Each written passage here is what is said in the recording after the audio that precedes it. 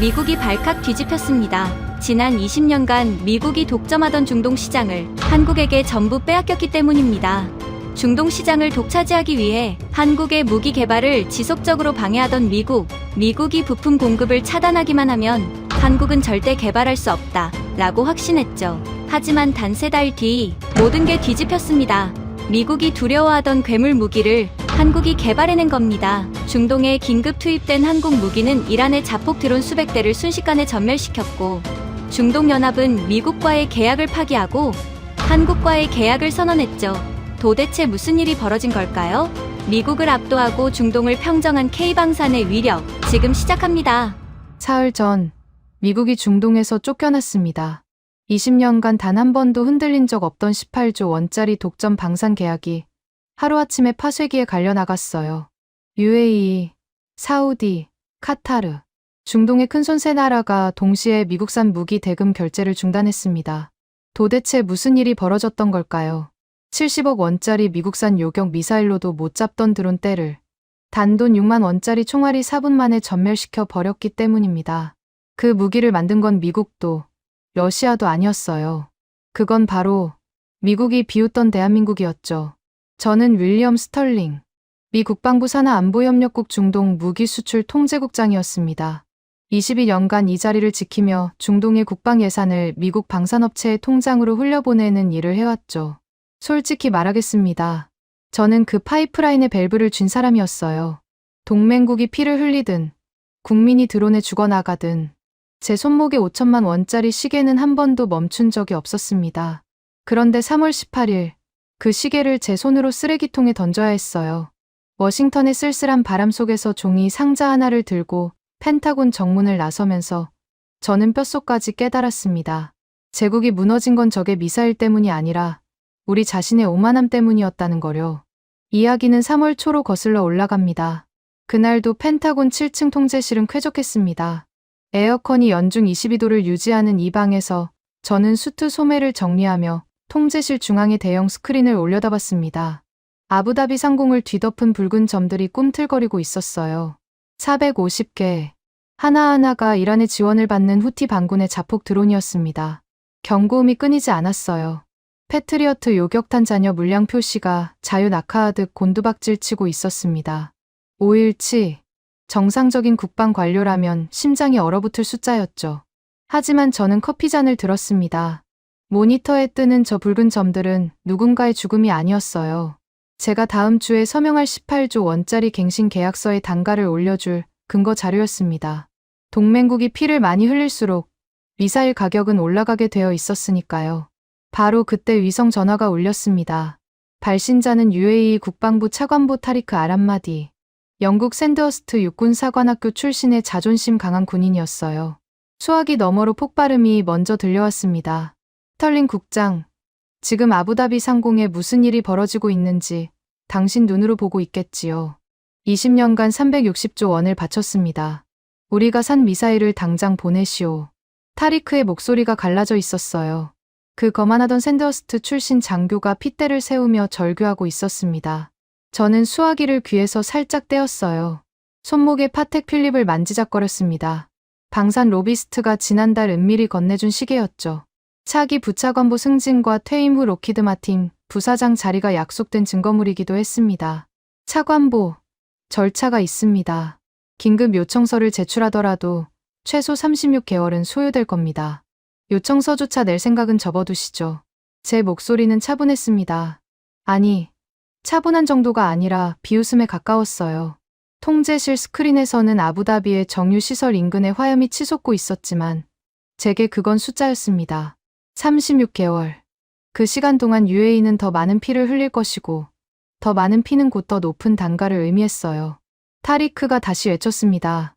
20년간 한 번도 결제를 밀린 적이 없다고. 이건 동맹에 대한 모독이라고. 저는 파텍 필립의 초침이 째깍거리는 소리를 들으며 대답했어요. 이건 비즈니스입니다. 차관보. 동맹의 목줄도 결국 숫자에 불과해요. 통신을 끊으려는 순간이었습니다. 통제실 뒤쪽 문이 열렸어요. 쿠바산 코이바 베이케 시가 냄새가 먼저 들어왔습니다. 아서 V. 펜들턴 부차관보였어요. 미국 동부의 올드 머니 가문 출신인 제 직속 상관은 목소리를 높이는 법이 없는 사람이었습니다. 나긋나긋한 어조 뒤에 면도칼을 숨기는 군산복 합체의 진짜 악마였죠. 스털링, 잘하고 있어. 아서 부차관보가 시가 연기를 내뿜으며 제 어깨에 손을 얹었습니다. 아랍 놈들이 피를 좀 흠뻑 흘리게 내버려둬. 그래야 다음 주 18조 원짜리 갱신 계약서의 단가를 2배로 올려도 도장을 찍을 테니까. 의도적 방관이 공식 승인되는 순간이었어요. 저는 고개를 끄덕였습니다. 아니, 고개를 끄덕인 정도가 아니었어요. 안도했습니다. 제가 숨기고 있던 비밀이 한 겹 더 안전해졌으니까요.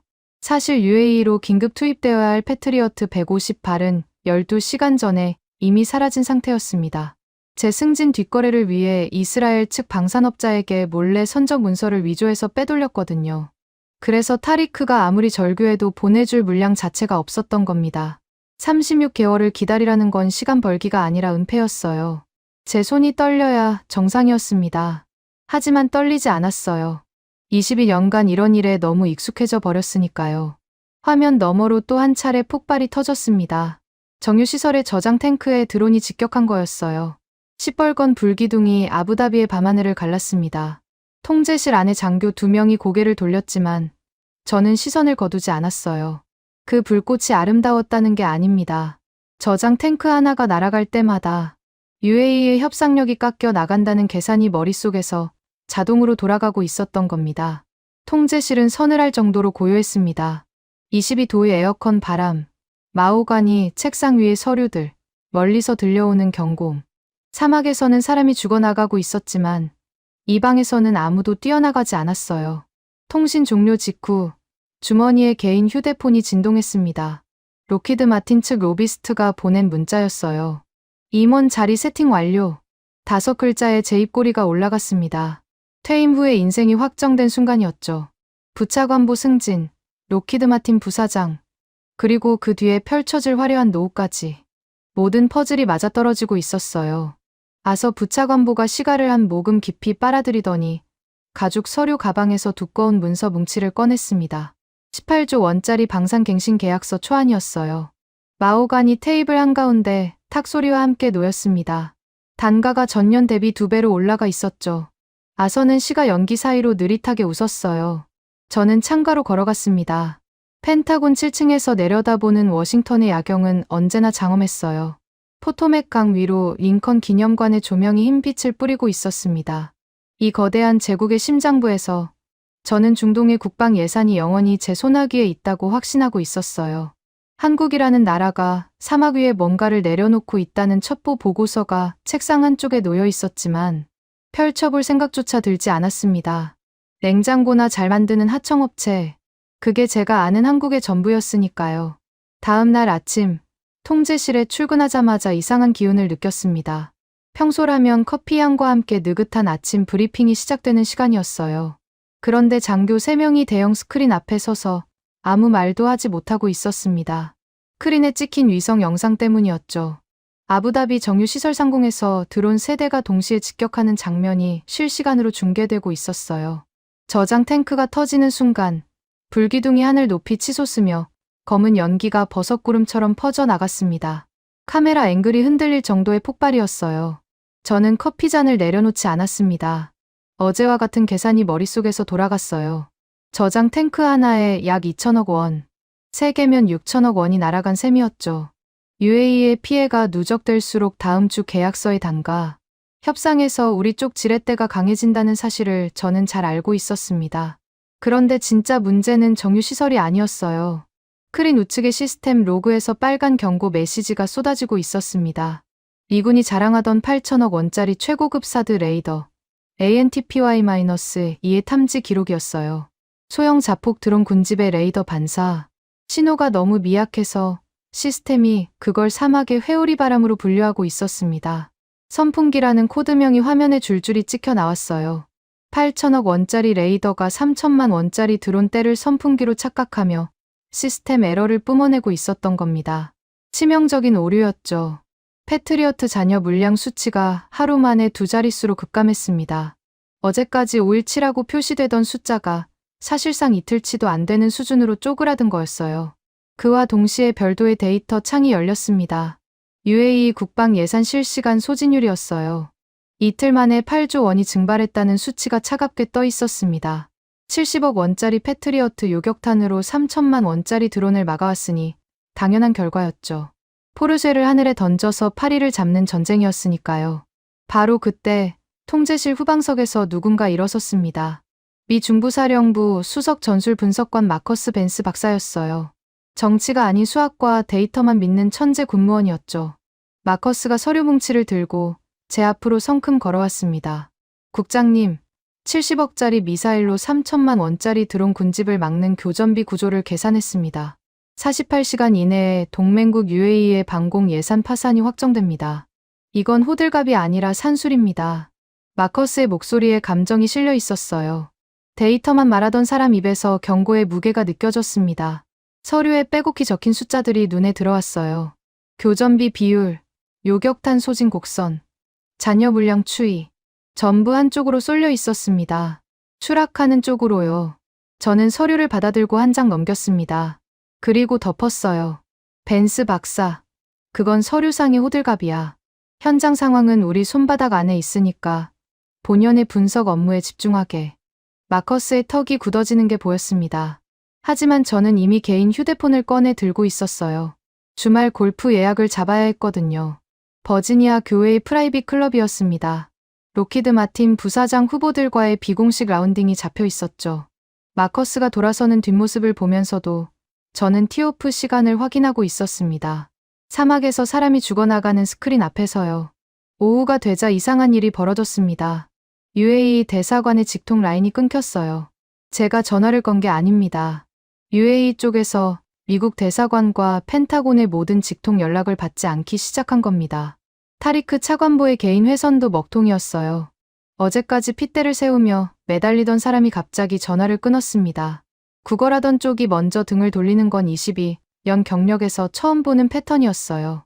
뭔가 끼이적거렸지만 대수롭지 않게 넘겼습니다. 무기가 없으면 어차피 기어올 수밖에 없다고 생각했으니까요. 그로부터 정확히 2시간 뒤 첩보 위성 담당 장교가 급히 달려왔습니다. 국장님, 알다프라 기지 진입로에 정체불명의 항공기가 포착됐습니다. C-130 수송기급인데 미군 소속이 아닙니다. 스크린을 전환하자 위성 사진이 떴어요. 알다프라 연합공군기지 활주로에 대형 수송기 3대가 착륙하고 있었습니다. 동체에 찍힌 마크가 확대됐을 때 저는 눈을 한번 깜빡였어요. 태극 마크였습니다. 대한민국 공군 수송기였어요. 코웃음이 나왔습니다. 한국이 뭘 들고 왔는지는 관심도 없었어요. 카탈로그를 들고 영업하러 온 거겠거니 했습니다.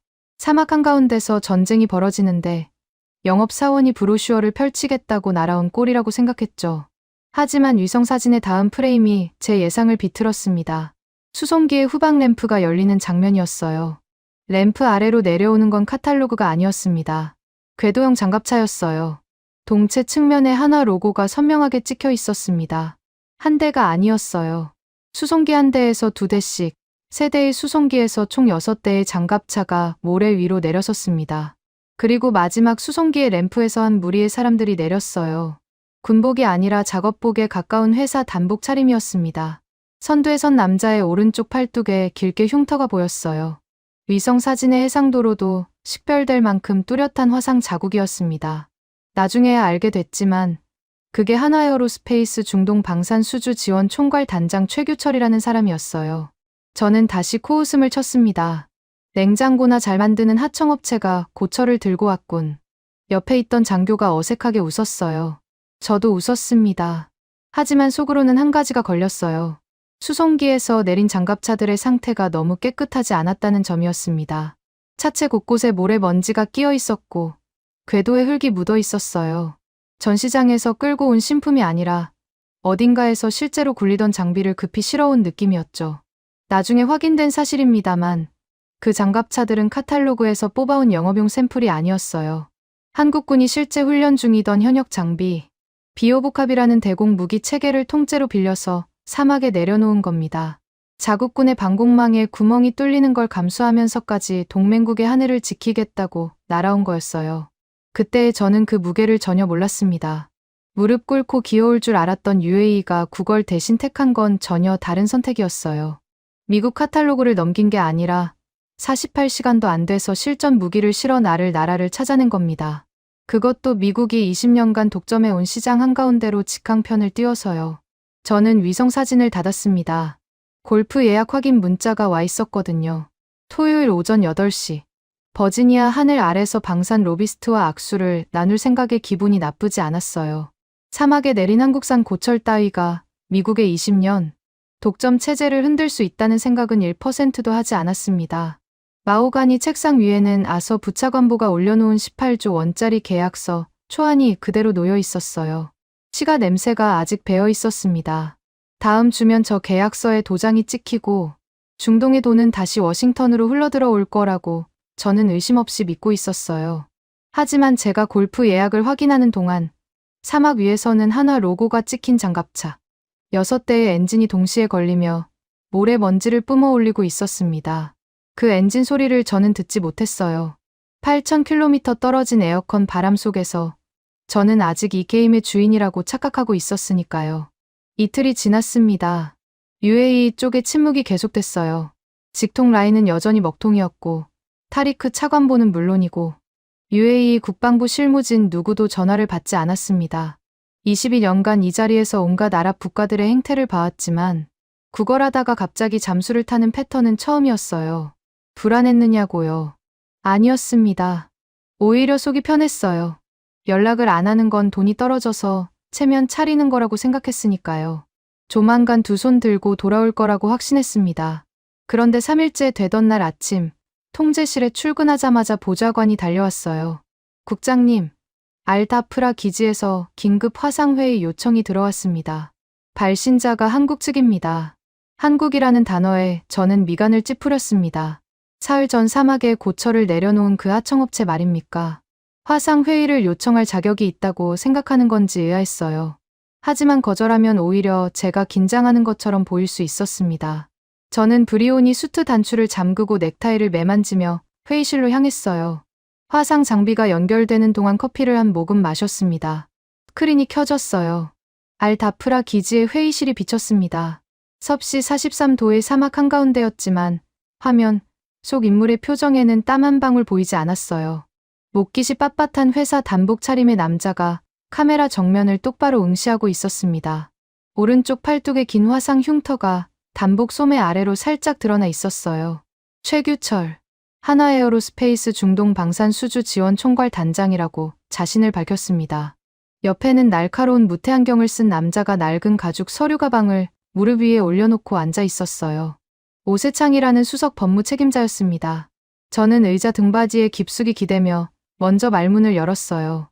시간이 많지 않으니 단도직입적으로 말하겠습니다. 미군 전술 데이터 링크, LN-16 접근권 문이라면 심사 절차만 최소 한 달입니다. 그 전까지는 귀측의 장비가 우리 방공망에 연동될 방법은 없어요. 선을 그은 겁니다. 미군 데이터 링크 없이는 사막에서 제대로 된 방공 작전이 불가능하다는 건 상식이었으니까요. 한 달이라는 시간을 던져놓으면 한국 측이 알아서 꼬리를 내릴 거라고 봤습니다. 어차피 우리 레이더에 기생해야 눈을 뜰 수 있는 처지 아니겠습니까? 최규철 단장이 입을 열었습니다. 목소리가 낮았어요. 감정이 실려있지 않았습니다.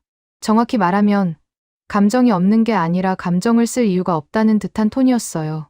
스털링 국장, 오해가 있으신 것 같아서 정정하겠습니다. 정정이라는 단어가 귀에 걸렸습니다. 미합 중국 국방부 국장에게 정정이라니요.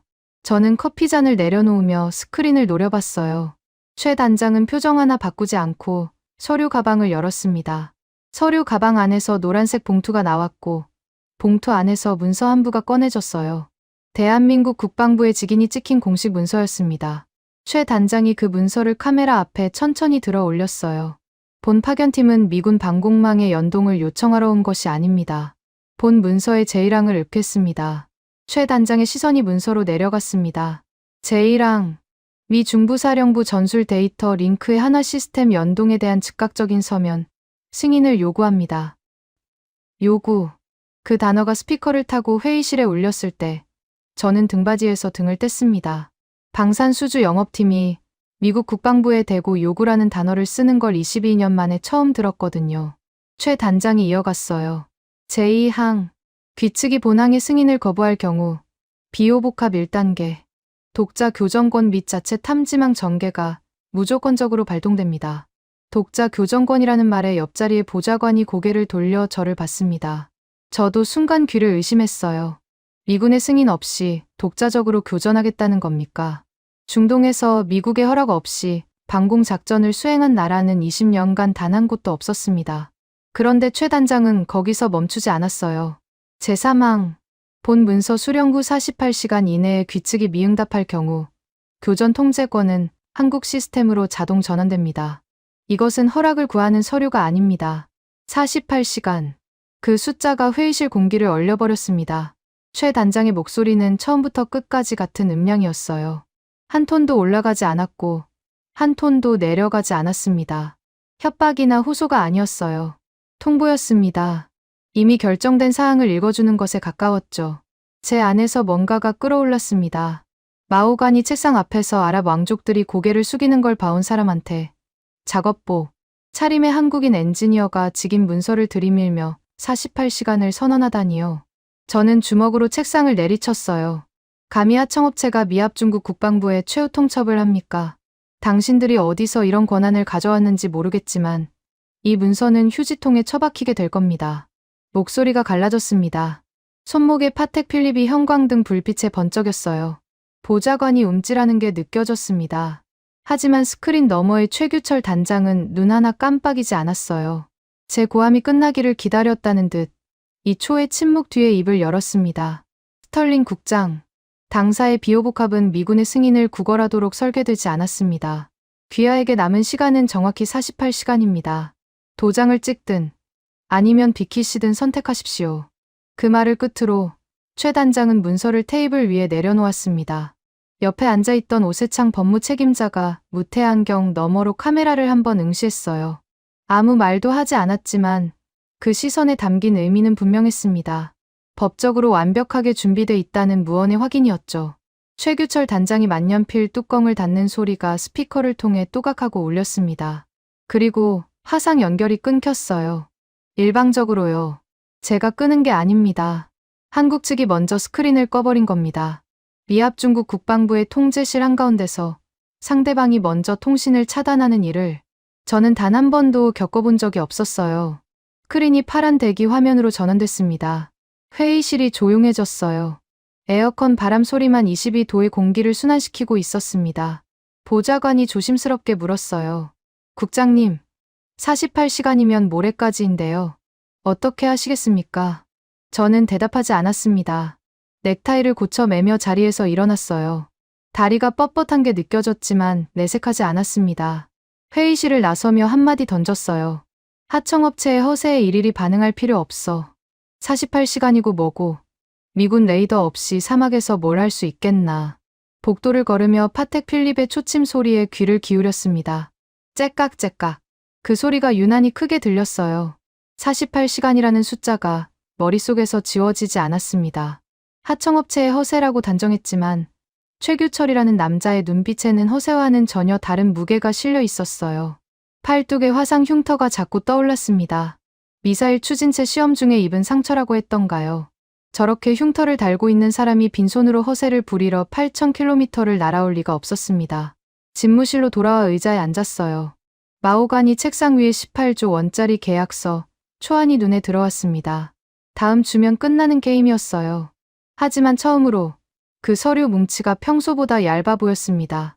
48시간 중 36시간이 흘렀습니다. 집무실 벽면의 전자시계가 데드라인 12시간 전을 가리키며 붉게 깜빡이고 있었어요. 저는 그 숫자를 보지 않으려 했습니다. 볼 이유가 없다고 스스로에게 말했어요. 하청업체가 정한 시한 따위에 미합 중국 국방부 국장이 쫓길 이유는 없으니까요. 그런데 몸은 정직했습니다. 커피를 3잔째 마시고 있었고 넥타이를 2번이나 고쳐 맸어요. 주말 골프 예약을 취소한 건 아침 일이었습니다. 로키드 마틴 로비스트에게 양해 문자를 보내면서 손가락이 미세하게 떨리는 걸 느꼈어요. 아무것도 아닌 떨림이었습니다. 에어컨 바람 때문이라고 판단했죠. 문이 열렸습니다. 시가 냄새가 아니었어요. 아서 부차관보가 시가 없이 들어왔습니다. 그것만으로도 이상했어요. 20년간 제 상관의 입에서 코이바 베이케가 떨어진 적이 없었거든요. 아서의 얼굴이 굳어 있었습니다. 나긋나긋하던 목소리에 금이 가 있었어요. 스털링, 상황이 심상치 않아. 한국 측이 진짜로 독자 교전을 준비하고 있다는 첩보가 올라왔어. 저는 고개를 끄덕였습니다. 예상 범위 아니라고 대답하려는 순간 아서가 한 발 더 다가왔어요. 무슨 수를 써서든 한국 무기의 실전 전개를 막아내. 저놈들이 사막에서 한 발이라도 쏘는 순간 18조 원짜리 갱신 계약은 끝장이야. 알겠나. 아서의 눈이 날카로웠습니다. 나긋한 악마가 처음으로 이를 드러낸 거였어요. 저는 알겠다고 대답했습니다. 하지만 속으로는 공포가 차올랐어요. 한국 무기를 막아내라. 어떻게요? 48시간짜리 직인 문서를 들이밀고 돌아간 사람들을 말로 막을 수 있겠습니까? 정상적인 방법으로는 불가능했습니다. 그래서 비정상적인 방법을 택했어요. 아서가 나간 뒤 저는 개인 휴대폰을 꺼냈습니다. 공식 기록이 남는 직통 라인이 아니라 암호화된 사설 회선이었어요. 타리크 아람마디 차관보의 개인 번호를 눌렀습니다. 사흘간 먹통이던 번호였죠. 신호음이 3번 울렸을 때 예상과 달리 전화가 연결됐어요. 타리크가 받은 겁니다. 타리크 차관보, 윌리엄 스털링입니다. 솔직하게 말하겠습니다. 저는 목소리를 최대한 낮췄어요. 통제실이 아닌 집무실 안쪽, 창가 구석에서 벽을 보고 서서 말했습니다. 이스라엘로 보냈던 패트리어트 150발을 전량 돌려보내겠습니다. 내일 아침까지 아부다비에 도착시킬 수 있어요. 조건은 하나입니다. 한국 무기를 당장 철수시키십시오. 제 입에서 나온 말이었지만 스스로도 비열하다는 걸 알고 있었습니다. 이틀 전까지 36개월을 기다리라고 비웃던 사람이 이제 와서 내일 아침까지 보내주겠다며 구걸하고 있었으니까요. 하지만 선택지가 없었어요. 한국 무기가 사막에서 한 발이라도 쏘면 18조 원이 날아가고 18조 원이 날아가면 제 승진도 로키드 마틴 자리도 전부 끝이었습니다. 수화기 너머로 침묵이 흘렀어요. 타리크가 대답하지 않았습니다. 3초, 5초, 10초. 그 침묵이 이상했어요. 이틀 전까지 핏대를 세우던 사람이 미사일을 주겠다는 제안에도 아무 반응이 없었으니까요. 그때 수화기 너머로 미세한 전자음이 들렸습니다. 통화 연결이 전환되는 소리였어요. 타리크가 누군가에게 통화를 넘긴 겁니다. 스피커폰이 켜진 듯 약간의 울림이 섞인 목소리가 흘러나왔습니다. 한국어였어요. 그리고 곧바로 영어로 전환됐습니다. 스털링 국장, 방금 말씀하신 내용은 녹음되고 있습니다. 심장이 한 박자 멈추는 느낌이었어요. 목소리의 주인은 오세창이었습니다. 한국 측 수석 법무 책임자. 이틀 전 화상회의에서 무태안경 너머로 카메라를 응시하던 그 남자였어요. 귀측이 방금 제안하신 내용을 정리하겠습니다. 리압 중국 국방부 소속 국장이 정식 절차를 거치지 않은 비공식 채널을 통해 특정 무기 체계의 철수를 조건으로 긴급 군수 물자를 제공하겠다고 제안하셨습니다. 이것은 본 계약의 긴급 구호 원칙을 정면으로 위배하는 뇌물성 분할 지원에 해당합니다. 등에서 식은땀이 흘렀습니다. 녹음이라는 단어가 뇌를 관통했어요. 타리크가 처음부터 한국 측에 전화를 연결해 놓은 거였습니다. 제 뒷거래 제안이 실시간으로 녹음되고 있었어요. 저는 전화를 끊으려 했습니다. 하지만 오세창의 다음 문장이 제 손을 얼려버렸어요. 본 녹음 파일은 이미 한국 국방부와 UAE 국방부에 동시 전송되었습니다. 추가로 귀측 펜타곤 법무국에도 사본이 발송될 예정입니다.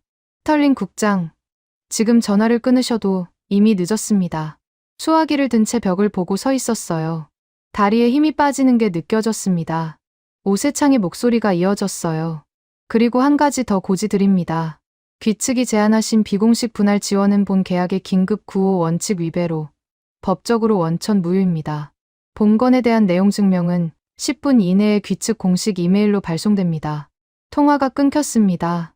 제가 끊은 게 아니에요. 또 한국 측이 먼저 끊었습니다.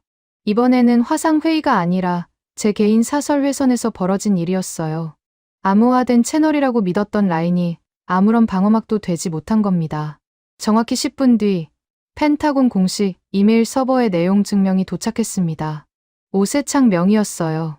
제가 전화로 제안한 내용이 항목별로 정리되어 있었고 긴급 구호 원칙 위반으로 법적 원천 무효라는 판정이 한 줄 한 줄 박혀 있었습니다. 도망칠 구멍이 없었어요. 뇌물성 회유의 증거가 녹음 파일과 내용 증명이라는 이중 자물쇠로 잠겨버린 겁니다. 머릿속이 하얘졌습니다. 하지만 공포보다 분노가 먼저 치밀었어요. 이렇게 당할 수는 없었습니다. 아직 카드가 하나 남아 있었어요. 저는 집무실을 박차고 나와 복도를 미친 듯이 뛰었습니다. 브리온이 수트 자락이 펄럭였어요. 목적지는 미 중부사령부 통제실이었습니다. 통제실 문을 열어젖히자 대형 스크린 앞에서 장교들이 일제히 고개를 돌렸어요. 저는 숨을 몰아쉬며 명령했습니다. 당장 UAE 전역에 미군 레이더 스위치를 내려 모든 전술 데이터 연동을 강제 차단해. 통제실이 얼어붙었어요. 장교 하나가 되물었습니다. 국장님, 레이더를 끄면 알다프라 기지 주변이 완전한 블라인드 존이 됩니다. 우리 병력도 위험합니다. 내가 책임진다. 당장 실행해. 제 목소리가 통제실 전체에 울렸어요. 손이 떨리고 있었지만 주먹을 쥐어 감췄습니다. 장교가 망설이다 키보드에 손을 올렸어요. 화면 위에 레이더 아이콘들이 하나씩 꺼져갔습니다. 초록색 불빛이 회색이 검은색으로 바뀌었어요. 알다프라 기지 주변 반경 수십 킬로미터가 새까만 먹통으로 변했습니다. 저는 검은 화면을 노려보며 중얼거렸어요. 미군 레이더 없이 사막에서 뭘 할 수 있겠나. 한국의 고철 덩어리들은 눈이 멀었을 겁니다. 자체 탐지 능력이 있다고 허세를 부렸지만 미군의 사드 레이더망 없이 소형 드론, 항적을 추적할 수 있는 시스템은 이 지구상에 존재하지 않는다고 저는 확신했어요. 통제실의 모든 스크린이 검게 변한 채로 시간이 흘렀습니다. 5분, 10분, 30분. 저는 팔짱을 끼고 서서 한국 측 진영에서 항의 전화가 걸려오기를 기다렸어요. 레이더가 꺼지면 앞이 깜깜해질 테니 미군 데이터 연동을 다시 켜달라고 매달리는 전화가 올 거라고 확신했습니다. 1시간이 지났어요. 전화는 오지 않았습니다. 2시간이 지났습니다. 여전히 아무 연락이 없었어요. 한국 측 진영에서는 항해 전화 한 통, 문에 이메일 한 건도 도착하지 않았습니다. 이상했어요. 레이더가 꺼지면 공황 상태에 빠져야 정상이었습니다. 사막 한가운데서 눈이 멀었는데 어떻게 아무런 반응도 없을 수 있겠습니까? 저는 통제실의 의자에 앉아 검은 스크린을 응시했어요. 파텍 필립의 초침 소리가 유난히 선명하게 들려왔습니다. 그때는 몰랐습니다. 한국 측이 항의하지 않은 이유를요. 매달릴 필요가 없는 사람은 전화기를 들지 않는 법이었어요. 미군 레이더가 꺼져도 아무런 지장이 없는 무언가를 한국은 이미 품고 있었던 겁니다. 비오복합이라는 이름의 장갑차 안에 숨겨둔 3개의 눈, 자체 3차원 국지 레이더, 열화상 카메라, 전자광학 모듈. 그 3개의 눈은 미군의 전원 스위치와 전혀 무관한 독자적인 신경 체계로 작동하고 있었어요. 하지만 검은 스크린 앞에 앉은 저는 그 사실을 알 길이 없었습니다. 한국이 침묵하는 이유가 공포가 아니라 여유라는 가능성을 저는 단 1%도 떠올리지 못했어요. 전자시계의 붉은 숫자가 데드라인을 향해 흘러가고 있었습니다.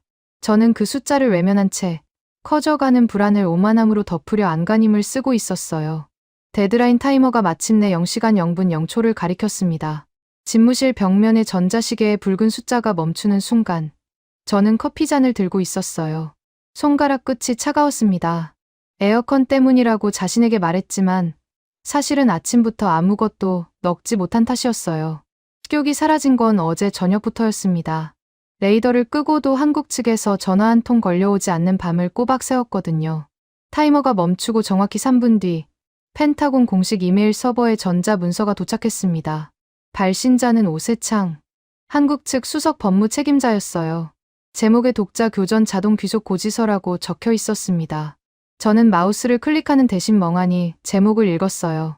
자동 귀속이라는 4글자가 눈에 박혔습니다. 보좌관이 문서를 열었습니다. 첫 페이지에 굵은 글씨로 적힌 문장이 스크린에 떴어요. 귀측의 전술 데이터망 고의 지연은 전시 긴급 구호 협정 위반입니다. 48시간 데드라인 경과에 따라 한미 연합 방공망 연동은 본 시간부로 영구 파기됩니다. 교전 통제권은 한국 시스템으로 영구 귀속됨을 고지합니다. 영구라는 단어가 2번 나왔어요. 한시적이 아니라 영구였습니다. 저는 처음에 그 의미를 제대로 파악하지 못했어요. 단순히 독자 작전으로 전환한다는 뜻인 줄 알았습니다. 하지만 보좌관이 문서의 부속 조항을 읽어주는 순간 등골이 서늘해졌어요. 국장님, 이 조항은 단순한 작전 전환이 아닙니다. 미군의 중동방어 통제권 자체를 합법적으로 박탈하는 영구 귀속 조항입니다. 원상 복구 조건이 명시되어 있지 않습니다. 원상 복구 조건 없음.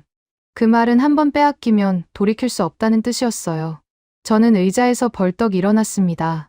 커피잔이 책상 모서리에 부딪혀 갈색 액체가 계약서 초안 위로 번졌지만 닦을 여유가 없었어요. 바로 그 시각 전 세계 군사 전문 매체의 속보 알림이 동시에 울렸습니다. 영국 제인스의 수석 특파원 엘리너 크로프트가 긴급 기사를 타전한 거였어요. 미 펜타곤이 드론 공격 징후 속에서 동맹국 UAE의 전술 데이터망을 고의적으로 차단한 정황이 포착됐다는 내용이었습니다. 제가 내린 레이더 차단 명령이 전 세계에 까발려진 겁니다. 누가 흘렸을까요? 내부 고발인지, 한국 측의 정보전인지, 아니면 UAE가 직접 언론에 찔렀는지 알 수 없었습니다. 중요한 건 그게 아니었어요. 기사가 나간 순간 미국이 동맹의 하늘을 고의로 먹통으로 만들었다는 사실이 전 세계 국방 관계자들의 모니터에 떴다는 게 문제였습니다. 저는 통제실로 뛰어갔어요. 대형 스크린은 여전히 검었습니다. 어젯밤 제가 직접 내린 레이더 차단 명령이 살아있었거든요. 알다프라 기지 주변은 완전한 블라인드 존이었어요. 저는 그 검은 화면을 노려보며 기다렸습니다. 한국 측 장비의 신호가 하나도 뜨지 않는 걸 확인하고 싶었어요.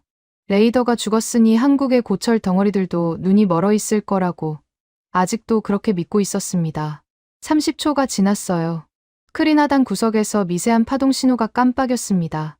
처음에는 노이즈라고 생각했어요. 사막의 모래바람이 만들어낸 잡신호일 수 있었으니까요.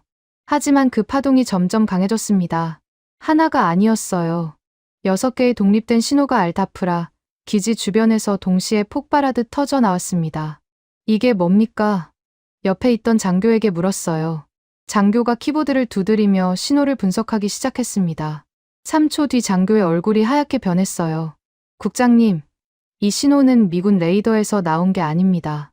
한국 측 장비가 자체적으로 방출하고 있는 3차원 국지 레이더 파동입니다. 자체 레이더. 그 말이 귀에 꽂혔습니다. 미군의 전원 스위치와 무관하게 작동하는 독자적인 탐지 체계가 있다는 뜻이었어요. 저는 고개를 저었습니다. 불가능하다고 생각했어요. 소형 궤도형 장갑차에 독자 3차원 레이더를 탑재하는 건 미국이 8조 원을 쏟아붓고도 실패한 기술이었으니까요. 1980년대 서전트 요크 프로젝트가 그 증거였습니다. 8조 원과 10년의 세월을 갈아 넣었지만 소형 드론의 레이더 반사 면적이 너무 작아서 선풍기와 구분하지 못했어요. 결국 포기했던 기술이었습니다. 그런데 스크린 위의 신호는 거짓말을 하지 않았어요. 6대의 비호복합이 각각 독자적인 3차원 레이더, 열화상, 카메라, 전자광학 모듈을 동시에 전개하고 있었습니다. 세계의 눈이라는 별명이 붙은 이유를 그제야 이해했어요. 미군 레이더가 꺼져도 스스로 세상을 보는 눈을 3쌍이나 가지고 있었던 겁니다. 그때 스크린 중앙에 새로운 표시가 뜨기 시작했어요. 타겟팅 라곤 표시였습니다. 1, 2, 10, 20개. 숫자가 멈추지 않았어요. 30, 50, 80, 그리고 120개에서 멈췄습니다. 비호복합이 미군 사드 레이더도 놓친 17km 밖의 초소형 드론, 군집 120개의 항적을 외부 도움 없이 스스로 낚아챈 겁니다. 통제실이 얼어붙었어요. 장교들이 스크린을 올려다보며 아무 말도 하지 못했습니다. 120개의 선명한 초록색 라곤 표시가 일정한 간격으로 깜빡이고 있었어요. 미군의 8천억 원짜리 사드 레이더가 선풍기로 착각했던 그 소형 드론. 때를 320억 원짜리 장갑차가 정확히 식별하고 조준까지 완료한 겁니다. 뒤쪽에서 의자가 넘어지는 소리가 났어요. 마커스 벤스 박사가 벌떡 일어서며 소리쳤습니다. 한국은 애초에 우리 레이더 따위 필요 없었습니다. 처음부터요. 마커스의 목소리가 통제실 전체에 울렸어요. 20명 가까운 장교들이 동시에 저를 쳐다봤습니다. 레이더를 끄라고 명령한 사람. 한국이 장님이 될 거라고 장담한 사람. 그 사람이 바로 저였으니까요. 손에 들고 있던 펜이 미끄러졌습니다. 몽블랑 최고급 라인이었어요. 바닥에 떨어지며 딸깍 소리를 냈습니다. 저는 그 펜을 줍지 못했어요. 무릎에 힘이 빠져 있었거든요. 스크린 위에서 120개의 라곤 표시가 변함없이 깜빡이고 있었습니다. 한국이 사막 한가운데서 미군의 허락 없이, 미군의 장비 없이, 미군이 실패한 기술을 완성하여 독자적으로 하늘에 눈을 뜬 거였어요. 제가 내린 레이더 차단 명령은 한국을 무력화시키려는 공격이었습니다. 하지만 결과적으로 그 명령은 한국의 독자 능력을 전 세계에 증명해주는 무대 조명이 되어버렸어요. 미군 레이더가 꺼진 칠흑 같은 사막에서 한국의 세계의 눈만이 환하게 빛나고 있었으니까요. 제 손으로 제 무덤을 판 셈이었습니다. 전자시계의 붉은 숫자가 멈춰 있었어요. 데드라인은 이미 지났고 영구 귀속 고지서는 발송됐고 한국의 장비는 스스로 각성했습니다. 되돌릴 수 있는 건 아무것도 없었어요. 저는 검은 스크린과 120개의 초록색 라곤 표시 사이에 서서 22년간 쌓아온 모든 확신이 한꺼번에 무너져 내리는 소리를 듣고 있었습니다. 통제실 구석에서 누군가 속삭이는 게 들렸어요. 8조 원으로 못 만든 걸 320억으로 만들었다고요. 컨테이너에서 컵라면 먹으면서요. 누구의 입에서 나온 말인지 확인할 여유가 없었습니다. 하지만 그 한마디가 가슴팍 한가운데를 정확하게 찔렀어요. 미국의 8조 원짜리 교만과 한국의 320억 원짜리 뚝심. 그 차이가 지금 이 스크린 위에 120개의 초록 불빛으로 증명되고 있었습니다. 120개의 라곤 표시가 스크린 위에서 깜빡인 지 정확히 7분 뒤였습니다. 알다프라 기지 주변의 대기 감시 센서가 새로운 항적을 포착했어요. 이란제 샤헤드 자폭 드론이었습니다. 한 대가 아니었어요. 수평선 너머에서 까만 점들이 때를 지어 밀려오고 있었습니다. 스크린에 찍힌 숫자가 올라갔어요. 20, 40, 70, 90. 그리고 120에서 멈췄습니다. 하루 450대 중 첫 번째 물결이 고도 3km 이내에 저고도로 밀고 들어오는 거였어요. 통제실의 공기가 달라졌습니다. 장교들의 얼굴에서 혈색이 빠졌어요. 미군 레이더는 제 명령으로 꺼진 상태였고 패트리어트 요격탄은 이미 바닥을 드러낸 지 오래였습니다. 미합 중국 군대가 이 사막에서 쏠 수 있는 건 아무것도 없었어요. 70억 원짜리 방패가 전원이 꺼진 채 멈춰 서 있는 겁니다. 스크린 한쪽에 알다프라 기지 현장 영상이 떴어요. 미 육군 제32 방공포병여단 소속 패트리어트 포대장 된 코알스키 대위의 헬멧 카메라 영상이었습니다. 화면이 흔들렸어요. 코알스키 대위가 벙커 안에서 몸을 웅크리고 있었습니다. 모래를 뒤집어 쓴 군복, 계기판의 탄약 표시가 0을 가리키는 스크린, 그리고 부하들의 눈에 서린 공포. 코알스키 대위가 헬멧 바이저를 내리며 눈을 감았어요. 죽음을 준비하는 군인의 얼굴이었습니다. 사막의 먼지 냄새와 땀 냄새가 화면을 통해서도 전해지는 것 같았어요. 저는 그 영상을 보면서도 가슴이 아프지 않았습니다. 아니, 아프지 않은 척했어요. 코알스키 대위는 현장에서 죽어가는 진짜 군인이었고 저는 8,000km 떨어진 에어컨 바람 속에서 커피잔을 쥐고 있는 관료였으니까요. 같은 제복을 입었지만 같은 전쟁을 하고 있지는 않았습니다. 드론 군집이 알다프라 기지 반경 17km까지 접근했어요. 스크린에서 붉은 점들이 기지를 향해 쏟아져 내리는 형상이었습니다. 7분 뒤면 기지 상공에 도달할 거라는 예측 경로가 떴어요. 통제실의 누군가가 낮은 목소리로 기도를 중얼거렸습니다. 바로 그 순간이었어요. 현장 영상의 화면이 흔들리더니 코알스키 대위의 벙커 바깥에서 엔진 소리가 들려왔습니다. 한 대가 아니었어요. 6대의 궤도형 장갑차가 시속 60km로 모래 언덕을 타고 올라가며 진영을 잡는 장면이 카메라에 잡혔습니다. 차체 측면에 한화 로고가 선명했어요. 비오복합이었습니다. 미국이 1980년대에 8조 원을 쏟아붓고 포기했던 그 기술이 320억 원짜리 장갑차 위에서 모래 먼지를 뿜으며 살아 움직이고 있었어요. 장갑차들이 모래 능선 위에 일렬로 멈춰 섰습니다. 포탑이 동시에 하늘을 향해 돌아갔어요. 30mm 쌍열 기관포의 포신이 사막의 뿌연 하늘을 겨눴습니다. 스크린에 한국 측의 무전 주파수가 잡혔어요. 최규철 단장의 목소리였습니다. 짧았어요. 단어 2개였습니다. 사격 개시. 그 무전 서명이 떨어지는 순간 6대의 비오복합이 일제히 불을 뿜었습니다. 30mm 쌍열 기관포가 분당 1200발의 철갑소위탄을 하늘로 쏟아올렸어요. 소리가 먼저 왔습니다. 통제실 스피커를 통해 전해지는 그 소리는 제가 22년간 들어본 어떤 무기 사격음과도 달랐어요. 연속적인 폭음이 아니라 공기 자체를 찢어버리는 듯한 금속성 포효였습니다. 사막의 밤하늘이 붉은 궤적으로 갈라졌어요. 한 발에 6만 원. 치킨 한 마리 값이었습니다. 그 6만 원짜리 철갑소위탄이 3천만 원짜리 자폭 드론의 동체를 관통하는 데 걸린 시간은 0.3초였어요. 드론이 공중에서 터졌습니다. 폭죽처럼요. 아니, 폭죽보다 허무하게 산산조각이 났어요. 70억 원짜리 패트리어트 요격탄이 잡아야 했던 표적을 치킨 갑자리 총알이 박살내고 있었습니다. 첫 번째 드론이 터진 뒤로 연쇄 폭발이 이어졌어요. 2대, 5대, 10대. 총알이 하늘로 솟구칠 때마다 드론들이 공중에서 불꽃을 피우며 추락했습니다.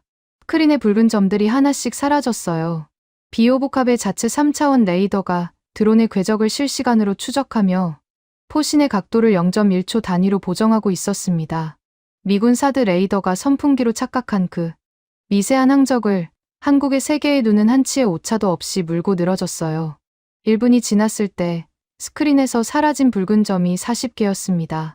2분이 지나자 70개가 소거됐어요. 3분째 접어들자 잔여 드론이 30대 이하로 줄었습니다. 그때 스크린에 새로운 무기 체계가 합류했어요.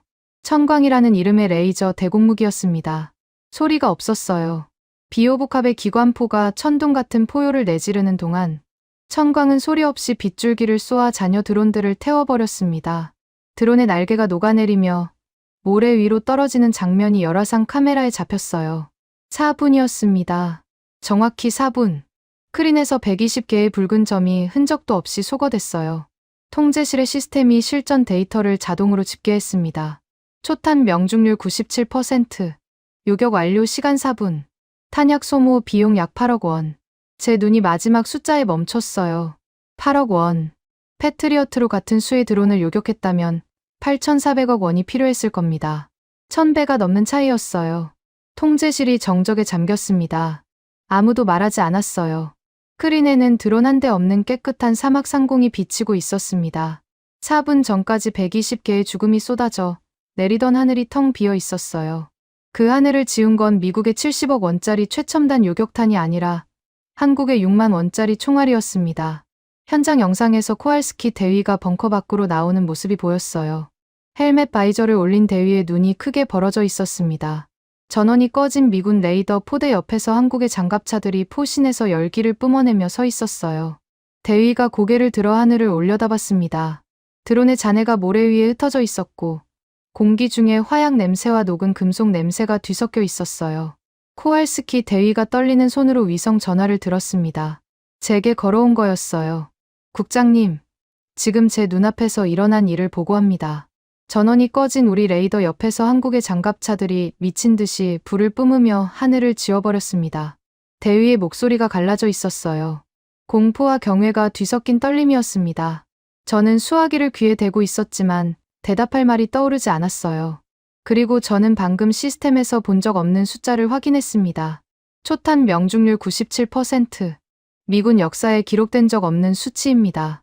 국장님, 우리의 8천억 원짜리 레이더는 전원이 꺼진 채 먹통이었고 한국의 6만 원짜리 총알이 사막의 하늘을 완전히 평정했습니다. 수화기를 쥔 손에 힘이 빠졌어요. 코알스키 대위의 보고가 통제실 스피커를 통해 장교들에게도 들리고 있었습니다. 아무도 입을 열지 않았어요. 22도의 에어컨 바람만이 마오가니 책상 위의 서류를 미세하게 흔들었습니다. 스크린에 찍힌 실전 데이터가 자동 저장되고 있었어요. 미국이 20년간 중동에 팔아온 방공, 세계의 모든 수치를 압도하는 숫자들이 한 줄 한 줄 기록되고 있었습니다. 그 데이터를 지울 수는 없었어요. 위성을 통해 이미 전 세계 군사 네트워크에 실시간으로 공유되고 있었으니까요. 한국의 6만 원짜리 총알이 만들어낸 4분간의 기적이 디지털 잉크로 영구히 새겨지고 있었습니다. 저는 스크린을 바라보며 서 있었어요. 다리에 힘이 없었지만 주저앉을 수는 없었습니다. 20명의 장교가 지켜보고 있었으니까요. 하지만 속으로는 알고 있었어요. 이 4분이 모든 걸 바꿔버렸다는 거요. 미국의 20년 독점 체제를 지탱하던 신화, 미군의 방패 없이는 중동의 하늘을 지킬 수 없다는 그 신화가 6만 원짜리 총알 앞에서 산산조각이 난 겁니다. 4분이었습니다. 고작 4분. 그 시간 동안 20년짜리 제국이 무너졌어요. 스크린에서 마지막 굵은 점이 사라진 직후 통제실에 비상 사이렌이 울렸습니다. 제가 눌러서 울린 게 아니에요. 시스템이 자동으로 발령한 겁니다. 미군 방공 통제권 상실 경보. 22년간 이 통제실에서 단 한 번도 들어본 적 없는 사이렌이었어요. 귀를 찢는 고주파음이 마오가니 벽면에 부딪혀 울렸습니다. 아서 부차관보가 통제실로 뛰어들어왔어요. 처음 보는 모습이었습니다.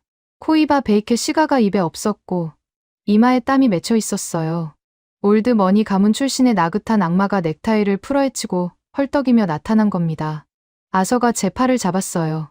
스털링, 지금 당장 타리크한테 전화해. 아직 갱신 계약 서명 전이야. 수습할 수 있어. 아서의 목소리가 떨리고 있었습니다. 나긋나긋하던 어조는 온데간데 없고 조급함이 날 것 그대로 드러나 있었어요. 저는 아서의 손을 뿌리치지 못했습니다. 이 상황을 만든 건 저였으니까요. 레이더를 끄라고 명령한 것도, 뒷거래를 시도하다 녹음당한 것도 전부 제 판단이었어요. 아서가 직접 위성 전화를 들었습니다. 타리크 아람마디 차관보에게 연결하는데 30초가 걸렸어요. 이번에는 타리크가 전화를 받았습니다. 사흘간의 침묵을 깨고 받은 거였죠. 아서가 스피커폰을 켰어요. 통제실의 장교들이 숨을 죽였습니다. 타리크 차관보, 아서 펜들턴입니다. 이스라엘로 돌렸던 패트리어트 물량을 전부 돌려보내겠습니다. 전부요. 거기에 추가로 사드 레이더 업그레이드 패키지까지 무상으로 제공하겠습니다. 원하는 걸 다 드리겠습니다. 부차관보의 입에서 원하는 걸 다 주겠다는 말이 나왔어요. 이틀 전까지 피를 흠뻑 흘리게 내버려 두라고 지시하던 사람이 이제는 무상이라는 단어까지 꺼내며 매달리고 있었습니다. 저는 옆에 서서 그 광경을 지켜봤어요. 제국의 부차관보가 아랍 차관보에게 구걸하는 모습이 현실이 아닌 것 같았습니다. 수화기 너머에서 이상한 소리가 들렸어요. 기계음이었습니다. 윙윙거리는 모터 소리와 함께 종이가 빨려 들어가는 날카로운 마찰음이 스피커를 타고 흘러나왔어요. 저는 처음에 그 소리가 뭔지 몰랐습니다. 아서도 눈을 찌푸렸어요. 타리크의 목소리가 들렸습니다. 차분했어요. 사흘 전 핏대를 세우며 절규하던 사람의 목소리가 아니었습니다. 완전히 다른 사람처럼 평온했어요. 펜들턴 부차관보, 지금 들리는 소리가 뭔지 궁금하시겠죠? 당신들이 보낸 18조 원짜리 방산갱신 계약서입니다. 지금 파쇄기에 들어가고 있어요. 종이가 갈리는 소리가 스피커를 통해 통제실 전체에 울렸습니다. 찢어지고, 씹히고, 분쇄되는 소리였어요. 아서의 얼굴에서 핏기가 빠졌습니다. 저도 다리에 힘이 풀리는 걸 느꼈어요. 18조 원짜리 계약서가 물리적으로 파쇄되는 소리를 실시간으로 듣고 있었습니다. 파쇄기 소리가 멈췄어요. 타리크가 다시 입을 열었습니다. 스털링, 듣고 있겠지요. 20년간 당신들 배를 불려준 18조 원의 호구 짓은 오늘부로 끝났습니다. 우리 하늘의 통제권은 단 48시간 만에 자국군 훈련, 장비까지 빼서 달려와준 진짜 형제, 대한민국의 전면 위임합니다. 진짜 형제, 그 단어가 가슴팍에 모처럼 박혔어요. 20년간 360조 원을 바친 동맹에게 미국은 비즈니스라고 말했습니다. 하지만 48시간 만에 자국군 방공망에 구멍을 뚫어가면서까지 달려온 한국에게 타리크는 형제라는 단어를 쓴 거였어요. 돈으로 산 동맹과 피로 증명한 형제. 그 차이가 지금 이 전화 한 통에 담겨 있었습니다. 아서가 수화기를 움켜쥐며 다시 말을 이으려 했어요. 하지만 타리크가 먼저 끊었습니다. 화상 카메라가 연결되어 있었다면 봤을 겁니다. 타리크의 책상 옆에 최규철 단장이 앉아있는 장면을요. 나중에 확인된 사실이었지만 타리크가 파쇄기를 돌리는 그 시각에 최 단장은 이미 한국 방산 시스템 도입에 관한 18조 원 규모의 전자 계약서에 서명을 완료한 상태였어요. 파쇄기에 미국 계약서가 갈리는 동안 같은 방에서 한국 계약서에 도장이 찍히고 있었던 겁니다. 서명과 동시에 18조 원의 예산이 이동했습니다. 미국 방산업체의 계좌가 아니라 한국 컨소시엄 계좌로 실시간 송금이 완료됐어요. 20년간 워싱턴으로 흘러들던 돈줄이 서울로 방향을 틀었습니다. 제 듀얼 모니터에 붉은색 팝업이 뜨기 시작했어요. 계약 취소 통보, 예산 동결 통보, 협력 중단 통보. 하나가 아니었습니다. 줄줄이 쏟아졌어요. 팝업이 팝업을 덮고 그 위에 또 팝업이 겹쳤습니다.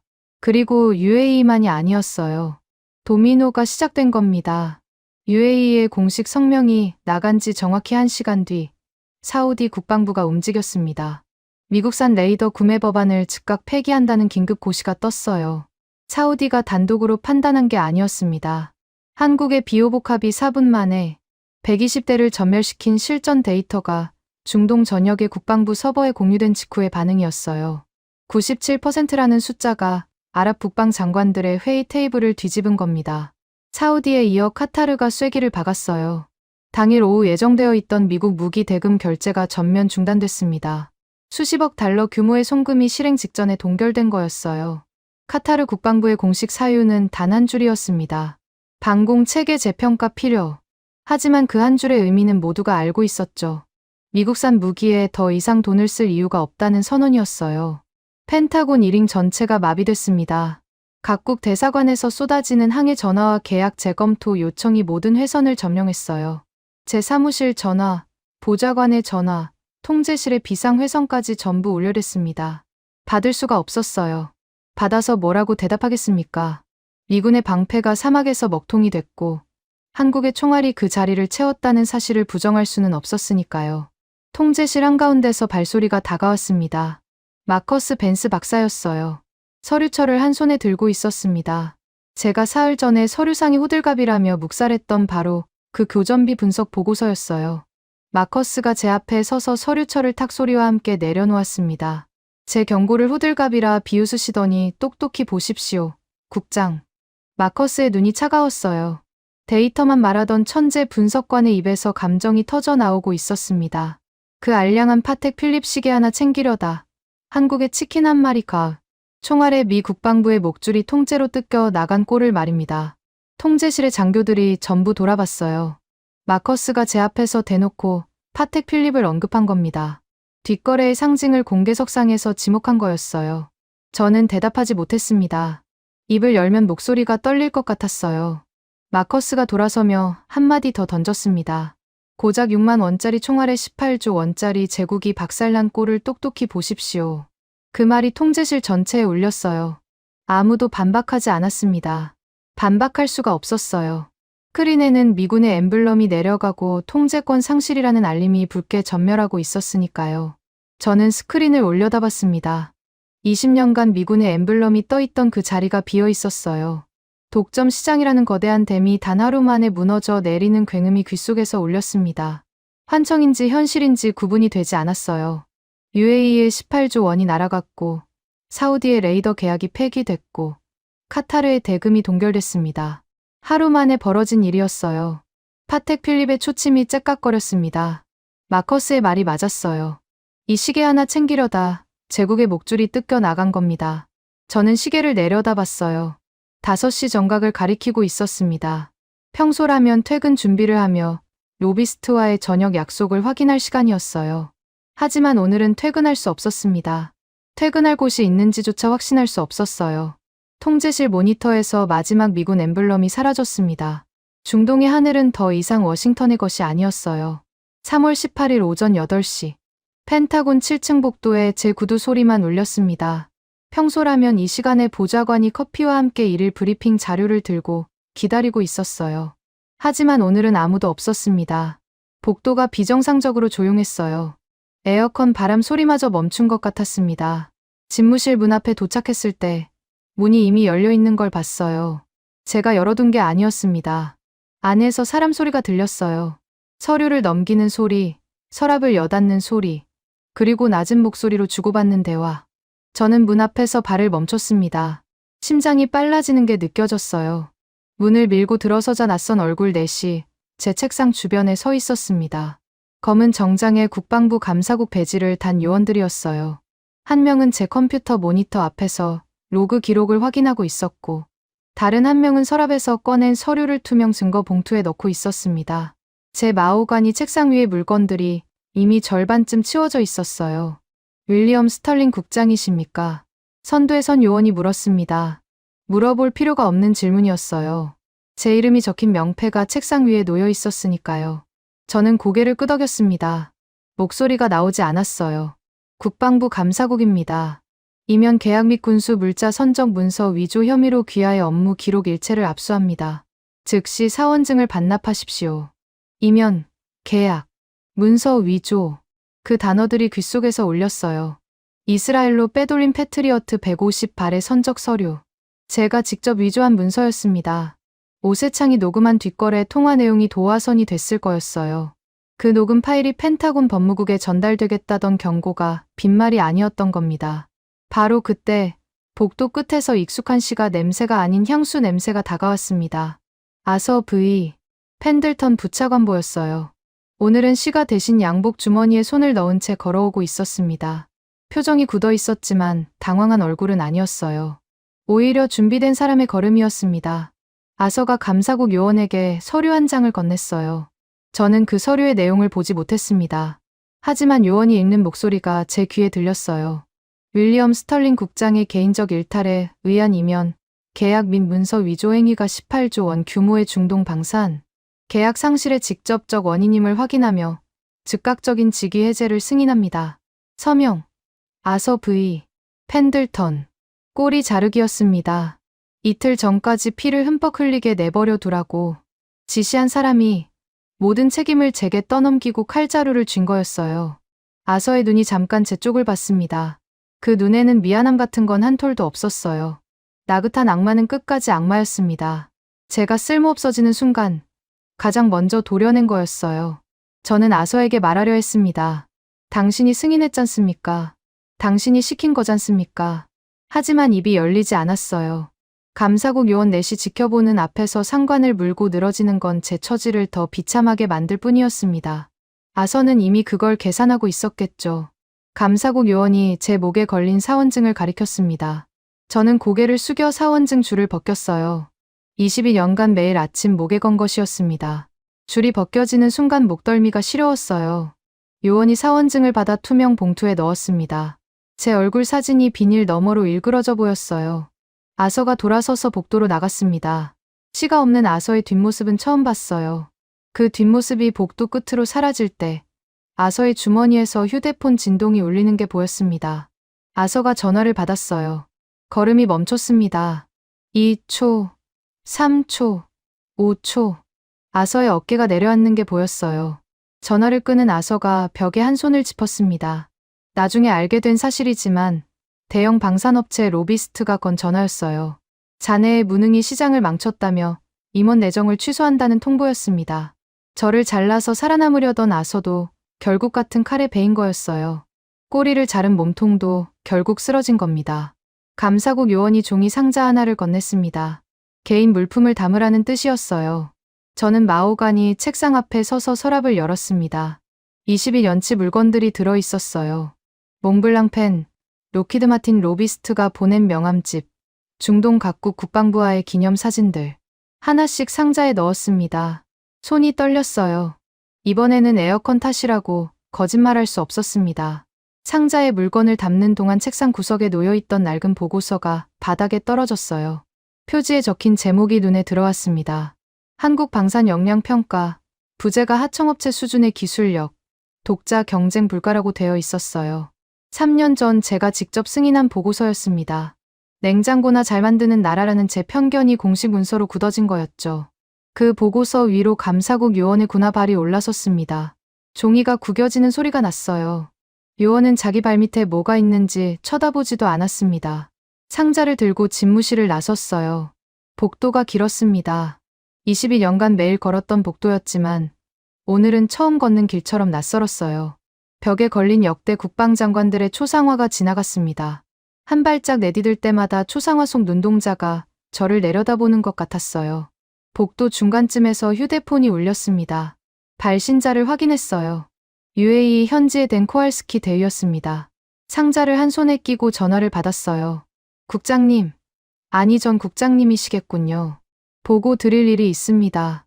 코알스키 대위의 목소리에 더 이상 공포는 없었어요. 대신 지친 사람 특유의 담담함이 있었습니다. 30분 전 UAE 군사 경찰이 저희 포대에 왔습니다. 미군 레이더 장비의 전원을 물리적으로 분리하고 즉각 기지를 비우라는 공식 퇴거 통보를 받았습니다. 20년간 주둔한 기지에서 방을 빼라는 겁니다. 방을 빼라. 미합 중국 군대가 20년간 발을 딛고 있던 기지에서 쫓겨나는 거였어요. 제 레이더 차단 명령이 만든 결과였습니다. 동맹의 하늘을 고의로 먹통으로 만든 나라에게 더 이상 땅을 빌려줄 이유가 없다는 것이 UAE의 판단이었겠죠. 전화를 끊었습니다. 상자를 다시 양손으로 잡았어요. 복도 끝이 보였습니다. 비상구 표시등이 초록색으로 깜빡이고 있었어요. 그 문을 나서면 엘리베이터 홀이고 엘리베이터를 타면 1층 로비이고 로비를 지나면 펜타곤 정문이었습니다. 22년간 매일 아침 들어온 문을 오늘은 마지막으로 나가야 했어요. 엘리베이터 안에서 손목에 파텍 필립을 내려다봤습니다. 8시 42분. 이 시계를 처음 봤던 날이 떠올랐어요. 로키드 마틴 로비스트가 워싱턴 시내의 고급 레스토랑 뒷방에서 건넨 거였습니다. 차기 부차관보 승진과 퇴임 후 부사장 자리, 그 약속의 증거물이었죠. 시계를 찬 순간부터 저는 공무원이 아니라 거래상이 된 거였어요. 동맹의 피를 담보로 숫자를 올리는 거래상. 1층 로비를 지나 정문으로 향했습니다. 경비병이 제 사원증을 확인하려다 멈칫했어요. 사원증이 없었으니까요. 감사국이 가져갔습니다. 저는 상자를 들고 있었고, 정장 차림이었고, 얼굴에 22년의 흔적이 남아 있었지만, 이제 이 건물에 들어올 자격이 없는 사람이었어요. 경비병이 동료에게 고개짓을 하더니 문을 열어줬습니다. 마지막 배려였겠죠. 펜타곤 정문을 나서는 순간 3월의 워싱턴 바람이 얼굴을 때렸어요. 차가웠습니다. 포토맥 강 쪽에서 불어오는 바람이었어요. 저는 계단 아래에서 멈춰 섰습니다. 상자를 내려놓고 손목에 파텍 필립을 풀었어요. 버클이 딸깍 소리를 내며 열렸습니다. 22년간 손목에서 떼어본 적 없는 시계였어요. 계단 옆에 쓰레기통이 있었습니다. 스테인리스 소재의 펜타곤 관용 쓰레기통이었어요. 저는 5천만 원짜리 파텍 필립을 그 안에 던졌습니다. 금속이 금속에 부딪히는 소리가 텅하고 울렸어요. 뒷거래의 증거물이자 제 탐욕의 상징이 커피 찌꺼기와 종이컵 사이로 사라졌습니다. 시원하지는 않았어요. 아무 느낌도 나지 않았습니다. 이미 모든 게 끝난 뒤였으니까요. 상자를 다시 들었어요. 주차장을 향해 걸었습니다. 등 뒤로 펜타곤의 거대한 오각형 건물이 서 있었어요. 돌아보지 않으려 했지만 발이 멈추더군요. 고개를 돌렸습니다. 7층의 창문들이 보였어요. 제가 22년간 앉았던 통제실의 창이었습니다. 불이 꺼져 있었어요. 비상경고등의 붉은 빛만 유리에 반사되어 깜빡이고 있었습니다. 우리는 저 마호가니 책상에 앉아 엑셀표의 숫자로 동맹의 목줄을 쥐었다고 착각했습니다. 사막의 모래바람 속에서 한국의 6만 원짜리 총알이 하늘을 가르는 순간, 우리가 영원히 잃은 것은 18조 원의 장부가 아니라 제국의 신뢰 그 자체였어요. 워싱턴의 바람이 다시 불었습니다. 상자 안에 서류가 바스락거렸어요. 저는 주차장을 향해 걸음을 옮겼습니다. 등 뒤에서 펜타곤의 붉은 경고등이 꺼지지 않은 채 깜빡이고 있었어요. 3월 18일, 제국이 스스로 무너져 내린 날이었습니다. 지금까지 여러분의 영원한 말동무, 감동을 더하다 였습니다. 세계를 놀라게 한 대한민국. 다음 영상에서도 계속됩니다. 좋은 하루 되세요.